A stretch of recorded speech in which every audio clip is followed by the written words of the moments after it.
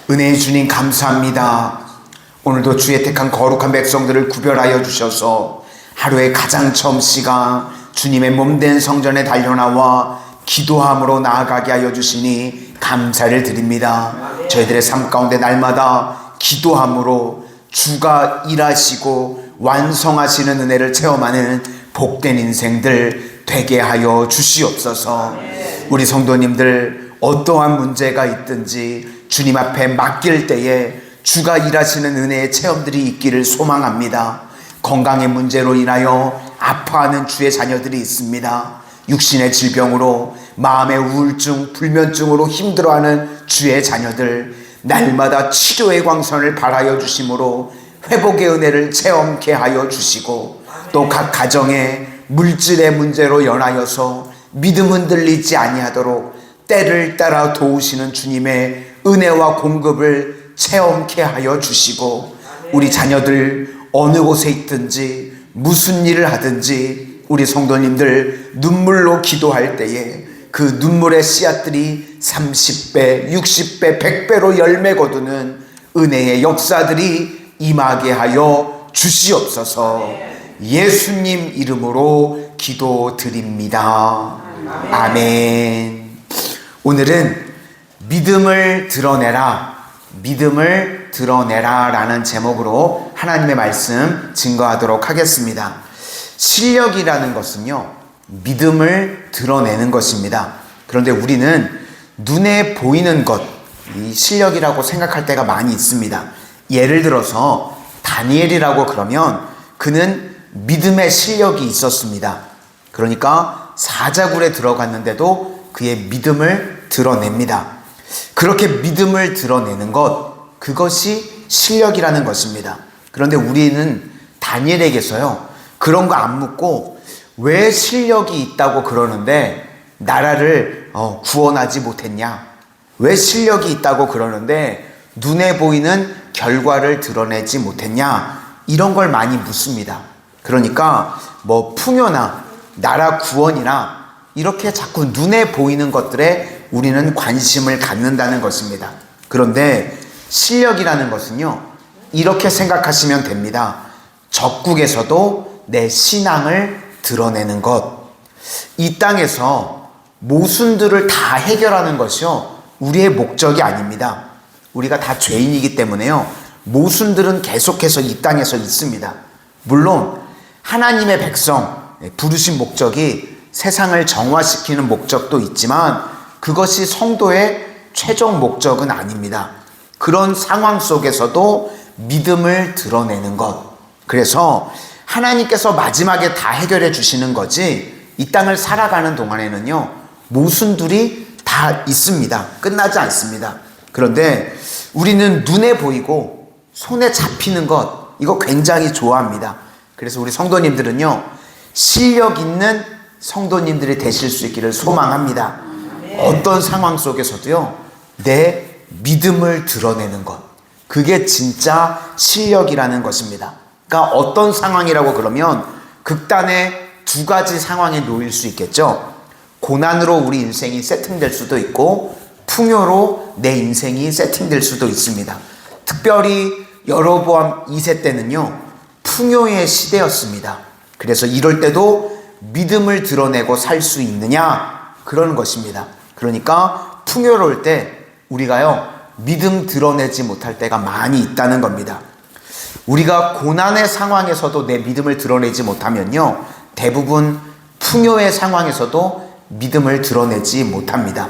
그러므로 우리 성도님들은 어떤 상황에 내가 놓인다고 할지라도 믿음을 드러내는 것, 그것이 우리 신앙의 핵심이라는 것입니다. 오늘 전체적인 말씀을 읽어보니까요, 우리가 옳은 것 같은데 교묘하게 피하는 일들이 있습니다. 그러니까 믿음을 드러내야 되는데 믿음을 드러내지 않고 믿음을 드러내신 대신에 다른 것을 할 때가 있다는 겁니다. 옳아 보이는데 교묘한 가짜입니다. 예를 들어서요, 어떤 성도가 되게 잘 사는 것 같이 보입니다. 막 회개를 촉구하고 남들을 막 비난합니다. 그런 사람들이 주로 쓰는 말이요, 나라가 왜 이 꼴이냐, 그리고 막 대표로 기도할 때도 한국교회가 회개해야 된다고 그럽니다. 이러면 그런 분들 되게 옳아 보이죠? 그런데 이게요, 옳은데 교묘한 것입니다. 우리 가운데요, 다 이런 속성들이 있다는 겁니다. 남들을 비난하는 것을 통해서 마치 나는 믿음이 있는 것 같이 행동한다는 겁니다. 비난이요, 내 믿음을 증명하는 것이 아닙니다. 그러니까 나라 동원하고 교회 동원하고 지도자들 다 썩었다고 비난하고 마치 자기가 그것을 통해서 믿음이 있는 것처럼 증명을 한다는 겁니다. 그런데 성경은요, 이렇게 이야기를 합니다. 하나님 앞에서 내 믿음을 드러내는 거지, 남을 비난하는 것을 통해서 하는 거, 그거 믿음 아니라는 것입니다. 그러니까 믿음은요, 하나님과 나 사이에 믿음을 드러내야 된다는 것입니다. 그러니까 신앙이라는 것을 뭐 국가, 교회 문제로 돌리지 말고 하나님과 나 사이의 문제로 국한해야 된다는 겁니다. 내가 그 상황 속에서 나의 믿음을 드러내고 있는가? 그렇지 않다 그러면요, 우리 다 속고 있는 것입니다. 그러니까 실력은요, 풍요든지 또 고난이든지 어떤 조건이든지 내 믿음이 굳건하게 서 있는 것, 그게 실력이라는 것입니다. 그래서 그런 실력 있는 사람은요, 원함으로 살지 않고 사명으로 삽니다. 그게 실력입니다.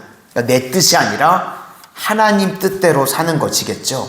예를 들어서 갈라디아서 5장 22절부터 23절을 보시면 거기 성령의 9가지 열매가 나옵니다. 이걸 우리가 별 생각 없이 그냥 쭉 읽으니까 성령님께서 내게 오셔서 열매 맺게 해주십시오. 되게 좋은 것 같이 보이죠? 성령의 9가지 열매.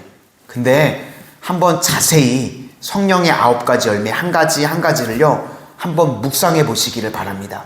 내가요, 대부분 하기 싫어하는 것들입니다. 성령의 열매요, 성령님께서 내게 주신 실력입니다. 오래 참음. 우리 성도님들 오래 참고 싶습니까? 요즘 누가 오래 참고 싶습니까? 그쵸? 다 빨리빨리 하고 싶어 합니다. 또 자비, 이건 헤세드인데요, 긍휼히 여기고 용서해 주는 거. 용서하고 싶나요? 우리가 복수하고 싶나요? 뭐 영화 제목도 있잖아요. 복수는 나의 것.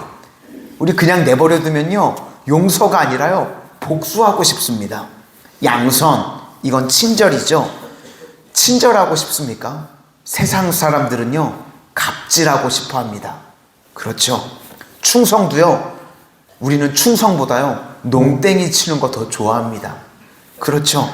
우리가 성령의 9가지 열매라는 거요, 자세히 한번 들여다보시면요, 사실은 다 하기 싫은 것들입니다. 그런데 성령께서요, 내게 능력을 주시면 이 하기 싫은 것들을 하게 되더라, 그 이야기를 하고 있는 겁니다. 그게 바로 실력이라는 겁니다. 내 본성은 하기 싫은데요, 성령님께서 내게 하고 싶은 마음을 주십니다. 그게 실력이라는 겁니다. 그래서 우리가 이 땅을 살아가는 동안 뭐 자꾸만 국가로, 교회로, 경제로 떠넘기지 말고 내가 끌어안고 가야 될 것이 있다는 겁니다. 내가 하기 싫은 것, 그것이 사명이고요, 그것을 하는 것이 실력이라는 겁니다. 그런데 오늘 여로보암 2세 때는요, 많은 풍요를 주셨음에도 불구하고 하기 싫은 건 전혀 안 합니다. 그래서 사랑도 다 버리고 믿음도 다 버리고 결국은 파산하게 되더라라는 것입니다. 우리도 혹시 풍요로움 가운데 놓여있는 성도님들이 계십니까? 뭐 아주 대단한 재벌이 아니더라도 별 문제 없을 때, 그때가 풍요의 때죠. 그때 내가 하기 싫은 건 안 하고 내 원하는 대로만, 내 원함대로, 내 몸의 요구대로만 살아간다고 그러면 오늘 호세아서 9장에 나오는 맥락과 똑같은 삶이라는 것입니다. 그러므로 우리 성도님들은요, 어떤 조건 속에서도, 그것이 고난이나 혹은 풍요로운 상황이나 내 원함이 아니라 사명 붙들고 어떤 조건 속에서도 내 믿음을 드러낼 수 있는 실력 있는 성도님들이 다 되시기를 주님의 이름으로 축원을 드립니다. 기도하겠습니다. 은혜의 주님, 오늘 호세아서 말씀을 통해서 우리 마산성은의 귀한 성도님들이 어떤 조건 속에서도, 때로는 고난의 상황 속에서, 때로는 풍요로운 상황 속에서 내 원함대로만 살아가는 것이 아니라 사명 붙들고 하기 싫은 것도 하나님이 맡기시면 감당할 수 있는, 내 믿음을 드러낼 수 있는 하나님의 신실한 백성들 다 되게 하여 주시옵소서. 예수님 이름으로 기도드립니다. 아멘.